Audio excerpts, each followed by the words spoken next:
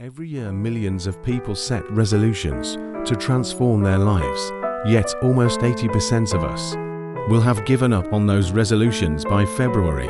It's not just about a lack of willpower or resources.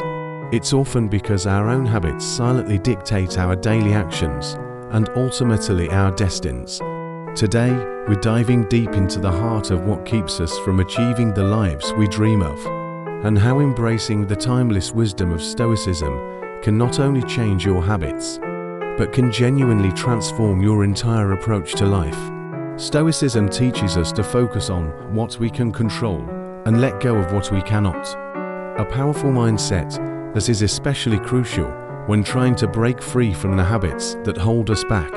So if you're ready to take control of your actions and align your daily habits with your deepest values, stick around. Together, we'll explore how to harness your inner strength and cultivate a life of purpose and tranquility. This isn't just about breaking bad habits, it's about building a life where peace and progress coexist.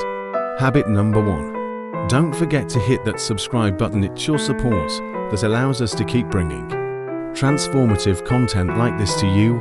And remember, you're not the majority, you're the exception. So make sure you watch every part of this video to harness the unique insights that can truly elevate your life. It's incredibly easy to get caught up in the whirlwind of things that are beyond our control. When you're lying awake at night, your mind racing with all sorts of what-ifs about events that haven't happened yet or that you can't change, like worrying about the future of your job, the economy, or even threatening over other people's opinions. It's exhausting and frankly draining. This habit of preoccupation with uncontrollable factors is not just a thief of joy, but also of our precious time and energy. Stoicism teaches us the art of differentiation, recognizing what is in our control and what is not. The Stoics, like Marcus Aurelius or Seneca, remind us that while we can't control external events, we can control our reactions to them. They advise us to direct our efforts and focus only on our own actions, choices and attitudes. So instead of spending hours worrying about the next big storm or a friend's opinion, Stoicism urges us to ask, what can I actually do about this situation? Often the answer is to prepare rather than panic. If it's a storm, we can secure our homes the best we can. If it's opinions, we can work on being true to ourselves and acting with integrity. By shifting our focus from what's out of our hands to what we can influence, we not only regain a sense of control, but also become more effective and calm.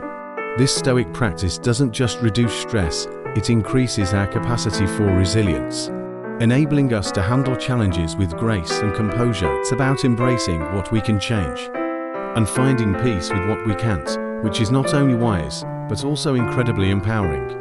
Remember, every moment spent worrying about the uncontrollable, nil a moment lost. Those moments could be invested in actions that enhance our lives and the lives of others.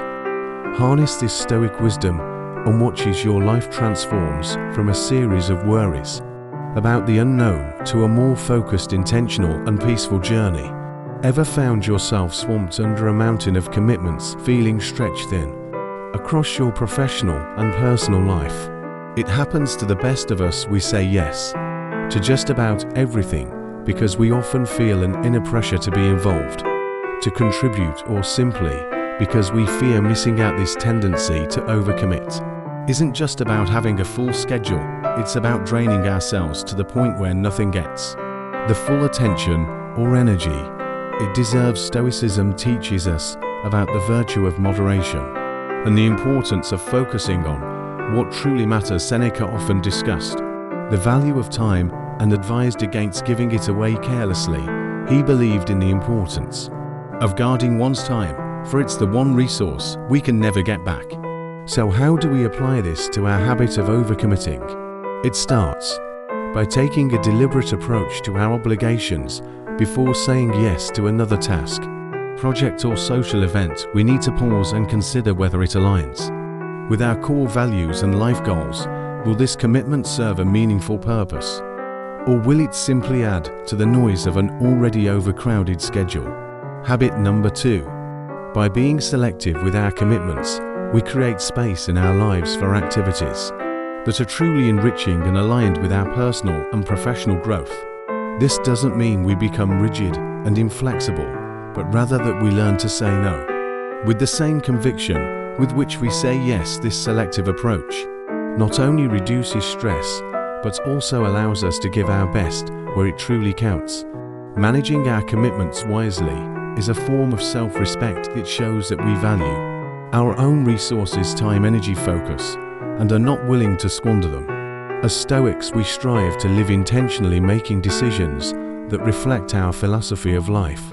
Every yes and no is a statement of our priorities and an exercise in thoughtful living. It's that all too familiar habit of pushing things off to later, often for no other reason than not feeling in the mood to tackle them now. It seems harmless at first. After all, isn't there always more time? But as deadlines draw nearer, the stress mounts, and suddenly, what could have been a manageable task turns into a frantic race against the clock. It's not just about missing deadlines. Procrastination can erode our self-esteem and keep us from realizing our full potential. The Stoics were big on doing what needs to be done when it needs to be done, because they understood the value of the present moment, the only moment we truly have control over. Marcus Aurelius often emphasized the importance of action. He believed in seizing the moment and using it wisely, not squandering it on trivialities or delaying necessary actions. Procrastination is essentially a misalignment of our actions with our true intentions. It's a discrepancy between what we aim to do and what we actually do. The Stoic approach to combat this is straightforward. Align your actions with your rational decision-making. This means when you decide something needs to be done, the next step is to simply start. Action breeds more action. By initiating even the smallest task related to your goal, you create momentum, making it easier to continue. Another Stoic strategy is to break tasks into smaller, more manageable parts. Seneca advised focusing on the present task only without being overwhelmed by the entire project. By dividing a daunting task into smaller pieces, each step becomes less intimidating and more actionable. This method reduces the anxiety that often triggers procrastination. Stoicism teaches acceptance of discomfort. The discomfort of starting a challenging task often fuels procrastination. By accepting that some discomfort is part of the process and pushing through it, you reclaim power over your actions. This is where the Stoic practice of voluntary discomfort can be particularly beneficial. It trains you to be comfortable with the uncomfortable, making you more resilient and proactive. Tackling procrastination is about embracing the Stoic virtues of discipline and courage. The discipline to do what is necessary even when it is unpleasant, and the courage to begin without guarantee of success. Every moment you choose action over delay, you are not only getting closer to your goals, but also developing a stronger, more disciplined character. Isn't it strange how often we put our own well-being on the back burner? Whether it's skipping meals to meet a deadline, sacrificing sleep to binge watch a series, or neglecting exercise because our schedule is too packed. Neglecting self-care has almost become the norm in our hustle culture, but at what cost? This habit of constantly putting ourselves last, habit number 3, can lead to a host of health problems, both mental and physical, and diminishes our overall quality of life. Stoicism actually places a significant emphasis on self-care. Contrary to some misconceptions, Stoics aren't about denying pleasure or enduring hardship unnecessarily. They believe in maintaining a sound mind and body to perform one's duties effectively. The philosopher Epictetus remarked that it is foolish to want your affairs to go well, but not your body, highlighting that good health is a form of duty to oneself. In Stoic terms, neglecting self-care is akin to neglecting your role in the universe. Each of us has responsibilities to others and ourselves. When we fail to care for our own needs, we diminish our capacity to fulfill those responsibilities effectively. Taking care of oneself isn't just about personal health, it's about empowering ourselves to contribute positively to our world. So how do we weave self-care into our daily lives? It starts with recognizing that self-care isn't selfish, it's necessary. This means setting boundaries and saying no when additional commitments threaten to overload our ability to care for ourselves. It involves prioritizing activities that nourish us not just physically, but also mentally and spiritually. Whether it's taking 20 minutes to meditate, going for a walk, or ensuring we get enough sleep, these aren't luxuries, they are essentials. Stoicism teaches the practice of reflection, which can be a valuable tool for self-care. By regularly reflecting on our day, our feelings and our reactions, we can identify areas where we might be neglecting our well-being. This reflective practice helps us stay aligned with our core values, ensuring that our actions and choices promote health and vitality. Incorporating self-care into your life is about creating a sustainable way of living that respects your human limitations and values your worth. Remember, you cannot pour from an empty cup. By taking care of yourself, you ensure that you have the energy, health, and peace of mind to face whatever challenges come your way and live in accordance with your principles. It's all too common to find ourselves either chained to the memories of the past or lost in the dreams of the future, isn't it? While reminiscing about good times or planning for a brighter tomorrow isn't inherently harmful. Obsessively living in any time but the present can rob us of genuine happiness and fulfillment in our current moments. When we're constantly elsewhere in our thoughts, beautiful fleeting life just passes us by. Stoicism, an ancient philosophy that has seen a resurgence in modern times, teaches us the invaluable skill of present. Stoics believe that the present is the only reality we can truly influence and experience. Marcus Aurelius often wrote about the importance of focusing on the present task and detaching from past and future events that distract from our immediate duties and joys. Now you might ask, how does one practice being present? It begins with awareness, being conscious of when your mind wanders into the past or skips ahead to the future. Whenever you catch yourself doing this, gently guide your focus back to the now. This isn't about suppression or denial of your thoughts, but rather steering them in a way that serves you right here, right now. Meditation and mindfulness are tools that can enhance our ability to remain present. These practices teach us to observe our thoughts and emotions without attachment, allowing us to experience the present moment fully. They aren't just trendy techniques, but are practical Stoic exercises that strengthen our mental resilience and focus. Living in the present also involves appreciating the small things. It's about noticing the warmth of the sun on your skin, the taste of your morning coffee, the laughter of a loved one. Experiences that are easy to overlook when your mind is elsewhere. By savoring the mundane, you transform it into something profound, enriching your daily life in ways that regret and anxiety never could. Stoicism doesn't just advocate for being present. Habit number 4. It also emphasizes that we should act in the present with virtue and reason. This means making choices and taking actions aligned with our core values and rational understanding, thereby making the most of the present opportunities. By practicing presence, not only do we enhance our own lives, but we also improve the lives of those around us. When we are fully present, we listen better, perform better, and interact more genuinely. We become active participants in our lives rather than passive observers. How often do we find ourselves caught in a spiral of negative self-talk? It's incredibly easy to become our own harshest critic, isn't it? This might manifest as a little voice inside your head that whispers you're not good enough, or as a mental replay of mistakes each time. With harsh self-judgment, engaging in negative self-talk not only undermines our confidence, but also impacts our ability to pursue and achieve our goals. It's a habit that feeds doubt and insecurity, blocking us from realizing our full potential. Stoicism, a philosophy that teaches the mastery over one's thoughts and emotions, offers a powerful antidote to this destructive habit. Stoics believe in the concept of rationality and control over one's inner discourse. Epictetus, a prominent Stoic philosopher, argued that it's not events themselves that disturb people, but their judgments about them. This insight is particularly useful when dealing with negative self-talk. It implies that by changing our judgments, we can change our emotional responses to start transforming this habit first. Become mindful of your inner dialogue. Notice when you are being self-critical and what you are saying to yourself. Is it something you would ever say to a friend? Often the answer is no. Stoicism teaches us to treat ourselves with the same compassion and understanding that we would extend to others.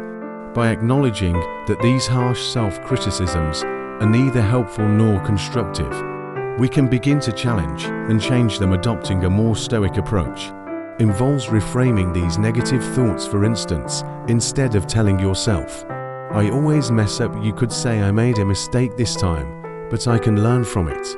This isn't about denying your feelings or mistakes, but about addressing them in a more constructive and compassionate way. It's about guiding yourself toward improvement and growth without the weight of unnecessary self-judgments. Moreover, Stoicism encourages the practice of self-reflection, which can be a useful tool in combating negative self-talk. Regular reflection helps you to understand your thoughts and behaviors better, enabling you to identify patterns of negativity. With this understanding, you can actively work on shifting towards more positive and supportive self-talk, aligning your thoughts with your values and objectives. Remember that engaging in positive self-talk is a skill that requires practice, just as negative patterns were learned. Positive ones can be cultivated with consistent effort. And the rational habit number 5.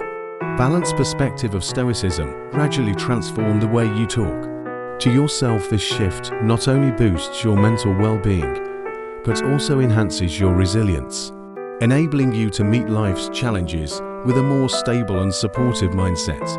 Change, it's inevitable, right?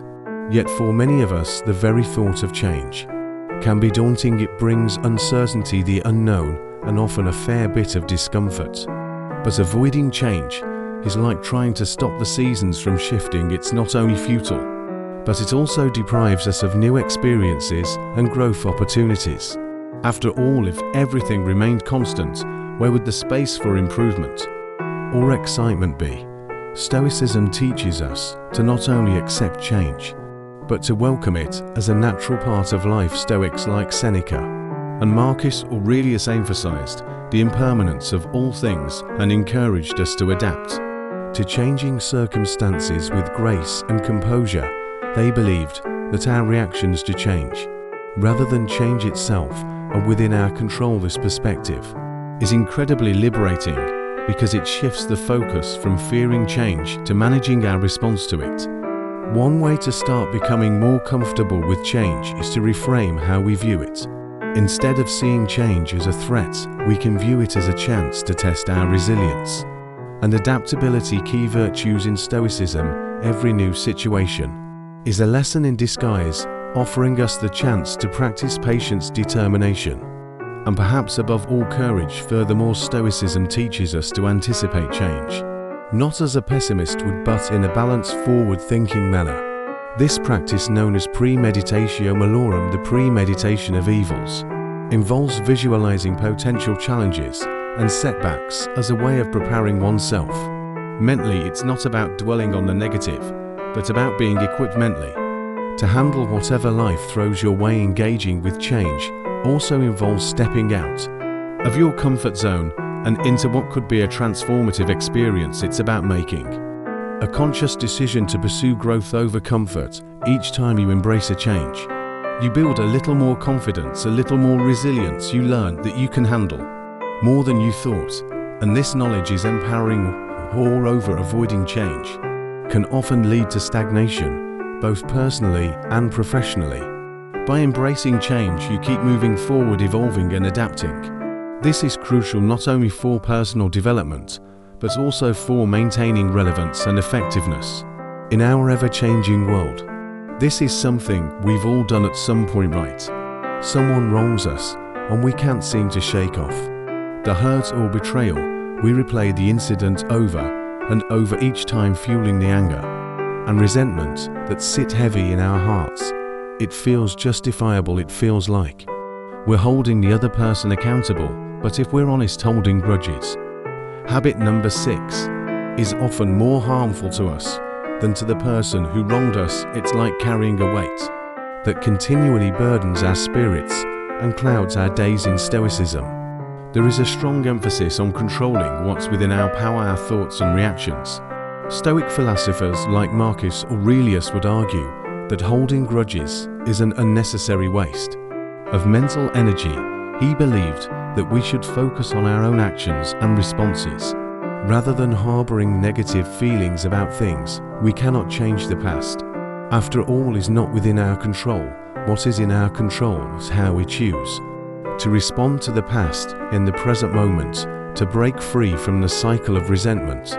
Stoicism teaches us to practice forgiveness. This doesn't mean condoning the wrong or pretending it never happened. Rather, it's about releasing yourself from the emotional bondage that ties you to the person and the incident. Forgiveness is a gift. You give yourself a declaration that you are not defined by the hurts inflicted upon you. Furthermore, Stoicism encourages us to see adversity, including the actions of others, as an opportunity for personal growth. Every incident that might initially seem worthy of a grudge is also an opportunity to practice virtues such as patience, tolerance and understanding. It's about reframing the situation from being a victim of circumstance to being a student of life. Another Stoic practice that can help manage the tendency to hold grudges is the concept of viewing others with empathy and understanding. Everyone has their struggles, and sometimes these struggles lead people to act in hurtful ways. By trying to understand the context of others' actions, we can sometimes find reasons not to take those actions personally. This doesn't excuse their behavior, but it helps us maintain our peace and keep our emotional energy directed towards more positive pursuits. Holding on to grudges is also a form of denying the impermanence of life. Another concept Stoicism teaches us to accept. People change, situations evolve, and holding on to past grievances can keep us stuck, while the rest of the world moves forward. By letting go, we open ourselves. Habit number 7. Up to new experiences and interactions free from the shadow of past hurts.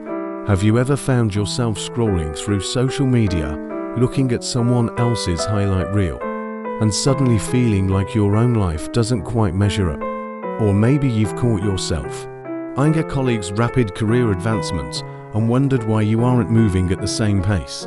Comparing ourselves to others is a habit that's almost as old as time, but in today's hyper-connected world, it's become more intense and constant than ever before. This constant comparison can trigger feelings of inadequacy, jealousy, and a perpetual sense of chasing after something that always seems just out of reach.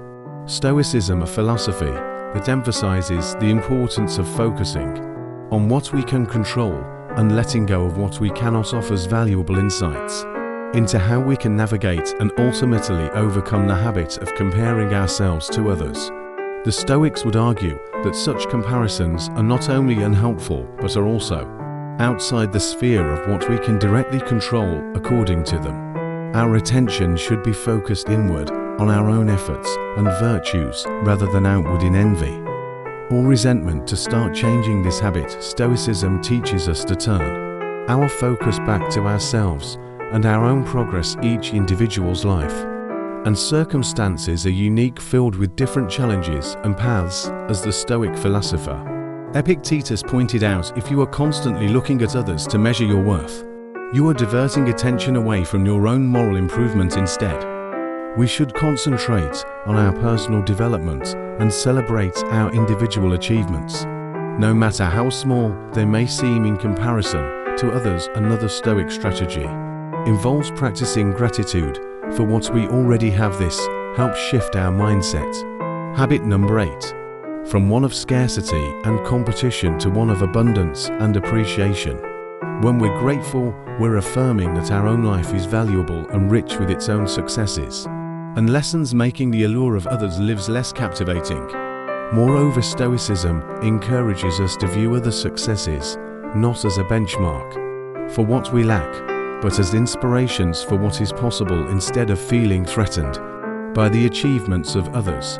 We can choose to see them as reminders of human potential, including our own. This shift in perspective not only alleviates feelings of jealousy, but also fosters a sense of community and shared human endeavor. It's important to remember that everyone has their own struggles and difficulties, regardless of how perfect their lives may seem from the outside. Recognizing this can help us feel a greater sense of connection to others, reducing feelings of isolation that often accompany comparisons.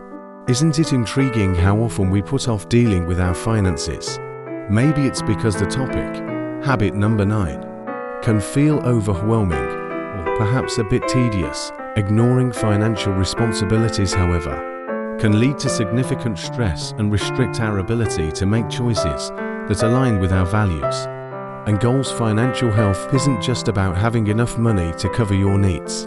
It's about ensuring that your economic decisions support your overall well-being and personal aspirations. From a Stoic perspective, managing our finances wisely is part of living a virtuous life. Stoicism teaches us to apply reason and discipline in all areas of life, including our finances. The Stoics believed in living according to nature, which includes using resources wisely and planning for the future responsibly. By gaining control over our finances, we are not only securing our future, but also exercising financial freedom. Freedom from anxiety about unexpected expenses and freedom to make choices that enrich our lives. Let's consider practical ways to take charge of our financial health. Habit number 10. First, it involves being aware of our current financial state. This means regularly checking and understanding where our money is going, what are our major sources of spending, and where we can save it. Might not be the most thrilling activity, but gaining this clarity is empowering and can relieve much of the anxiety associated with financial uncertainty. Second, setting up a budget is crucial. A budget isn't just a series of spending limits, it's a reflection of your priorities and values. It helps ensure that your money is being spent in ways that align with your long-term goals, whether that's saving for a home, investing in education, or securing a comfortable retirement. Stoicism doesn't advocate for a life of austerity, but for a life where resources are used wisely and purposefully. Stoicism teaches us to prepare for the future by contemplating potential difficulties. This can be directly applied to financial planning. By setting aside savings and planning for emergencies, we are practicing a form of Stoic discipline and precaution. This not only prepares us for unexpected financial demands, but also instills a sense of security and peace. Understanding that wealth is not a good in itself, but a tool for achieving stability and fulfilling duties, can reshape our approach to money. Stoicism encourages us to view wealth as something that should serve greater purposes, such as supporting family, contributing to community, or advancing personal growth initiatives. This view helps us avoid the trap of materialism, where the pursuit of money becomes an end in itself, often leading to dissatisfaction and relentless stress. Thank you for joining me today on this journey toward greater self-awareness and mastery over our habits. Remember, every step you take towards overcoming these common pitfalls is a step towards a more tranquil and empowered life.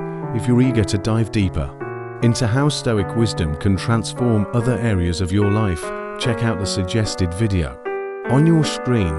Let's continue to grow together in wisdom and virtue. Thank you for being a part of our Stoic Journal community. Until next time, live well and think deeply.